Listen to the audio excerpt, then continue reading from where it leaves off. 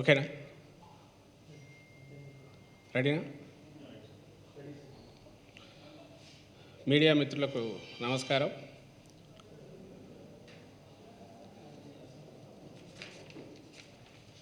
చంద్రబాబు నాయుడు గారి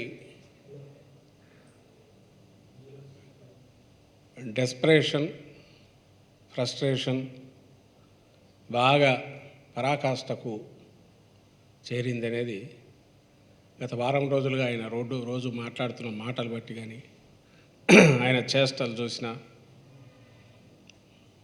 ప్రజలందరికీ అర్థమవుతుంది. ఎప్పుడైతే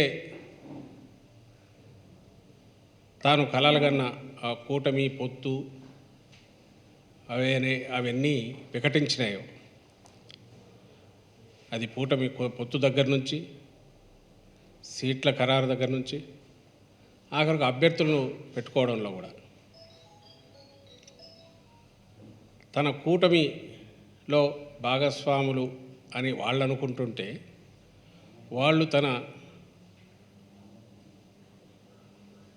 కింద పనిచేసే లేదా ఒక యూనిట్ లాంటి వాళ్ళు సబ్సిడరీలు అన్నట్టు ఈయన భావిస్తున్నారనడానికి, చంద్రబాబు నాయుడు భావిస్తున్నారనడానికి, ఈయన ఎవరు అనుకుంటే అభ్యర్థులు వాళ్ళే అక్కడ సెలెక్ట్ కావడం దగ్గర నుంచి అసలు వాటి ఉనికే ప్రశ్నార్థకమయ్యేట్టు. అందులో జనసేన అనే దానికి ఉనికి లేదు, ఎక్సెప్ట్ పవన్ కళ్యాణ్ అనే వ్యక్తి తప్ప. సో అది నిజం అనేది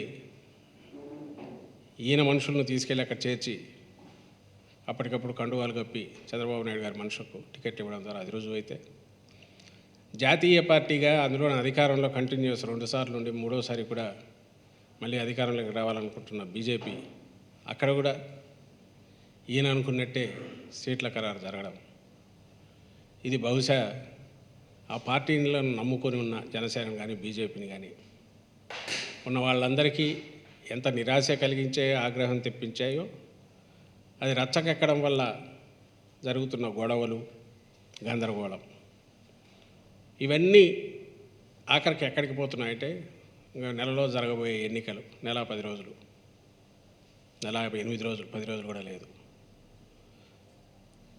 19 ఎన్నికల కంటే ఇంకా ఘోరంగా తెలుగుదేశం పార్టీ పరాభవం పాలై ఇంకా రాజకీయ తెర మీద, ఆంధ్రప్రదేశ్ రాజకీయ తెర మీద ఇది పూర్తిగా కనుమరుగవుతోంది అనేది స్పష్టంగా కనపడుతోంది. తెలుగుదేశం పార్టీ అనేది 82లో పుట్టి 83లో అధికారంలోకి వచ్చిన పార్టీ 40 ఏళ్ల తర్వాత కనుమరుగవుతోంది అనేది స్పష్టంగా కనపడుతుండడంతో చంద్రబాబు నాయుడు గారు గంగవెర్రులు ఎత్తున్నారు, శివాలు ఎత్తిపోతున్నారు, పూనకాలు వస్తున్నాయి ఆయనకు. ఇది ప్రతిసారి ఈయన ఇలాగే చేస్తుంటారు. ఈసారి అది ఆ పూనకం ఏ స్థాయికి పోతుంది, తిట్లకు లంఘించుకోవడము, వ్యవస్థల మీద దాడి చేయడము, తనకు తాను సర్వం సహా అధికారి అన్నట్టు నేను ఏది చెప్తే అది అనుకుని ఏదైనా చేయగలను అనేది, అది అన్నిట్లో కనపడుతుంది. అంటే దానికి ఏం రీజనింగ్, రేషనల్, ఓ ప్రాతిపదిక, జనం ఏమనుకుంటారని కూడా ఉండట్లేదు. నేను పొద్దున్నే ఏదో చూశాను, పిచ్చిపాట ఏదో పెట్టి సైకో పోవాలి, సైకిల్ రావాలని వాళ్ళు పాట తయారు చేసుకుని వాళ్ళకు వాళ్ళు ఆయన సభలో పెడితే ఈయన డ్యాన్స్ చేస్తున్నాడు దానికి చేతులు ఊపుతూ. 73 ఏళ్ళు, 74 ఏళ్ళు, 2 రాజకీయ పార్టీలు తలపడుతున్నప్పుడు నీ విమర్శలు, పదునైన విమర్శలు, ఘాటైన ఆరోపణలు ఏవైనా చేసుకోవచ్చు. కానీ రాష్ట్రంలో ప్రజలందరూ ఎన్నుకున్న ఒక ముఖ్యమంత్రిని గురించి ఇప్పుడు మళ్ళీ నీ ప్రత్యర్థిగా ఆయన తలపడుతున్నప్పుడు అది ధర్మయుద్ధమో లేక నిజంగా తేల్చుకోవాలనుకుంటే ప్రజలకు సంబంధించిన అజెండా మీద నువ్వు ఎంతన్నా కొట్లాడు. నువ్వు ఇక్కడ ఫెయిల్ అయినావను, ఎక్కడెక్కడ ఇదయ్యాను, నేనైతే ఏం చేస్తావు ఏమన్నాను. ఇదేంటి పిల్ల చేష్టలాగానో లేక మెంటల్ పిచ్చివాళ్ళు కదా ఎగురుతున్నట్టు పిచ్చి మాటలు మాట్లాడుకుంటాను.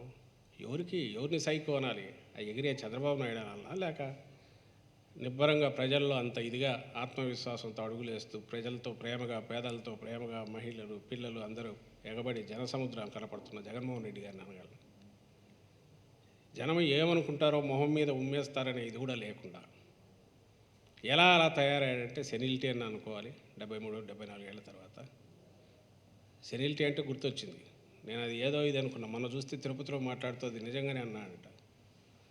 బీజేపీతో ఈయన పొత్తులో ఉన్నాడు. వరప్రసాద్ అభ్యర్థికి ఓటేయండి, బీజేపీకి వేయొద్దు, వృధా అవుతుంది మీరు వేస్తే అని అంటున్నాడంట. ఆయన నిలబడింది బీజేపీ అభ్యర్థిగా. ఈయన మర్చిపోయినాడు. తనే అభ్యర్థుల సెలక్షన్లో తనే ఉన్నాడు. ఆ వరప్రసాద్ అంటే ఇప్పుడు మా పార్టీ ఎమ్మెల్యేగా 19 ఎన్నికల్లో గూడూరుకి ఎలక్ట్ అయిన వరప్రసాద్ను బీజేపీ అభ్యర్థిగా ఈయన పెట్టి తిరుపతిలో పెట్టాడు. ఆయన మర్చిపోయినాడు చంద్రబాబు నాయుడు అని మొన్న అంటున్నాడు. నేనేమన్నా ఎందుకు అట్లా వచ్చింది అబ్బా ఏమన్నా అనుకుంటే మళ్ళీ నిజమే అంటున్నారు. ఇంకా అలాంటివి అయితే కొల్లలు చెప్పాలంటే.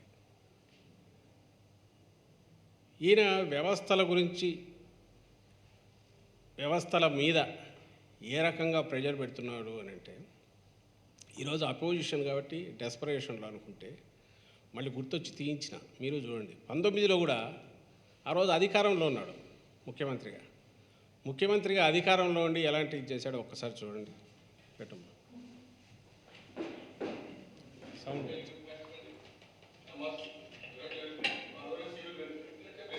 ఇది 2019 క్లోజ్ చేసేయండి. వీజ్ ఎలక్షన్ కమిషన్ నేను అడుగుతున్నాను, సరిగ్గా కండక్ట్ చేయలేకపోతే ఏర్పరిచయం చేయండి. మెషిన్ పెట్టి రిగ్గింగ్ చేసుకోండి, మీరు అయిపోతుంది దేశం ఎలక్షన్. మేము ఇంట్లో కూడుకుంటాం. ఎందుకు కష్టపడాలి? ఎందుకు ఈ మీటింగ్ మాకు ఏమవసరం? మేము అడిగేది మీరు ఇండిపెండెంట్ అథారిటీ అవునా కాదు. ఢిల్లీ చెప్పినంత యాజ్ ఇట్ ఈజ్ మీరు ఎందుకు ఫాలో కావాలి? హైకోర్టు అలాంటి లేదు. లేకపోయినా మీరు ఏమంటారంటే మీ కాన్షియస్ ఉంటుంది కదా,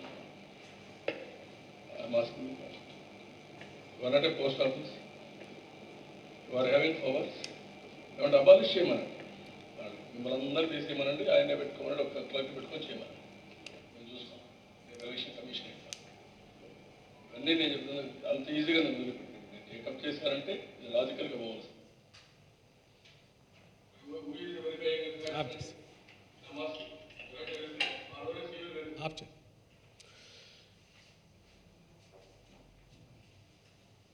ప్రతిపక్షంలో ఉంటే ఏదో డెస్పరేషన్లో అనుకోవచ్చు.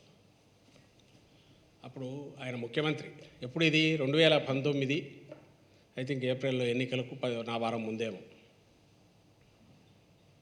ఆయన ముఖ్యమంత్రి, చంద్రబాబు నాయుడు ముఖ్యమంత్రి, CEO chief electoral officer Gopalakrishna Dwivedi గారు ఉన్నప్పుడు ఆయన ఆఫీస్ మీదకి అటాక్ లాగా వెళ్ళి కూర్చొని ఏం దబాయిస్తున్నాడో చూశారు కదా. అప్పుడు ఆయన ముఖ్యమంత్రి, జగన్మోహన్ రెడ్డి గారు ప్రతిపక్ష నాయకుడు. జగన్మోహన్ రెడ్డి గారు ఏ రోజైనా ఇంకొక వ్యవస్థకు సంబంధించిన దాని మీద వెళ్ళి ఇలా మాట్లాడిన సందర్భం ఉందా? ఈరోజు ఇప్పుడు జరుగుతున్న దాంట్లో కూడా ఎడాపెడా ఆఫీసర్లు వీళ్ళు కంప్లైంట్ ఇస్తున్నారు, ట్రాన్స్ఫర్లు చేస్తున్నారు. వాళ్ళ కంప్లైంట్లలో వాళ్ళ దాంట్లో నిరాధారమైనవి, సిన్సియర్గా ఉన్న వాళ్ళ మీద అన్నీ ఉన్నాయి. అయినప్పటికీ అది ఎలక్షన్ కమిషన్ పరిధిలోకి ఒకసారి వెళ్ళిన తర్వాత అది వాళ్ళ విచక్షణ అధికారాన్ని యూజ్ చేసి చేసేది. అలాగే ఇటువైపు అధికార యంత్రాంగం ఎన్నికలు జరిగినన్ని రోజులు, ఎన్నికల ఫలితాలు వచ్చి మళ్ళీ గవర్నమెంట్ ఫామ్ అయ్యేంత వరకు ఇది ఒక ఇండిపెండెంట్ బ్యూరోక్రాటిక్ వ్యవస్థ. అది ఉంటుంది గవర్నమెంట్. దాని దారిన అది నడవనివ్వాలి అనే ఒక బ్యాలెన్స్డ్ అప్రోచ్ లేదా ఒక మెచ్యూర్డ్ థింకింగ్ ఉన్న నాయకుడు కాబట్టి జగన్మోహన్ రెడ్డి గారు అట్లున్నారు. ఈరోజు చాలామందికి అనిపించవచ్చు చంద్రబాబు నాయుడు గారు పాపం దాన్ని ఏమంటాం అధికారంలో లేనందువల్ల, ఆయన ఊపిరి ఆడనివ్వకుండా ఎవరో ఏదో చేస్తున్నందువల్ల ఆయన అలాంటి తిరుగుబాటు రిబెలియన్ మనస్తత్వం ప్రదర్శిస్తున్నాడు. కానీ కాదే, అధికారంలో ఉన్నప్పుడు అలాగే చేశాడే. ఆ రోజు అలాగే చేశాడు. ఒక ముఖ్యమంత్రిగా ఆ రోజు ఆయన చేసింది, ఈరోజు ఒక అపోజిషన్ లీడర్గా ఇంకొంచెం ఏజ్ ఒక 5 ఏళ్ళు పెరిగింది కాబట్టి ఇంకొంత దానికి అసహనం ఇంకా పెరిగింది. అది ఈరోజు ప్రదర్శిస్తున్నాడు. ఇది ఈయనకు వ్యవస్థల మీద ఉండే గౌరవం. ఈయన వచ్చి జగన్మోహన్ రెడ్డి గారిని, వైఎస్ఆర్ కాంగ్రెస్ పార్టీ గురించి చంద్రబాబు నాయుడు మాట్లాడతాడు. ప్రజలు 5 ఏళ్ళలో మర్చిపోయింటారని అనుకుంటున్నాడు. ఒక్క విషయం మీరు గత వారం రోజులుగా గమనిస్తే 1-2 ఇష్యూస్ ప్రధానంగా ఈ మధ్య ప్రజలందరూ గమనించాల్సింది, వృద్ధులకు సంబంధించిన పెన్షన్ల విషయంలో ఈయన దాష్టీకం, చంద్రబాబు నాయుడు గారి దాష్టీకం, ఆయన దుర్మార్గం, చంద్రబాబు నాయుడు గారి దుర్మార్గం. లక్షణంగా 1వ తేదీ ఉదయానికి పెన్షన్లు అందేవి. సరే ఏప్రిల్ కాబట్టి 3వ తేదీ, ఎందుకంటే ఫైనాన్షియల్ ఇయర్, కొత్త ఫైనాన్షియల్ ఇయర్ కాబట్టి ఇది రేపు మే వస్తే ఫస్ట్కే వస్తాయి.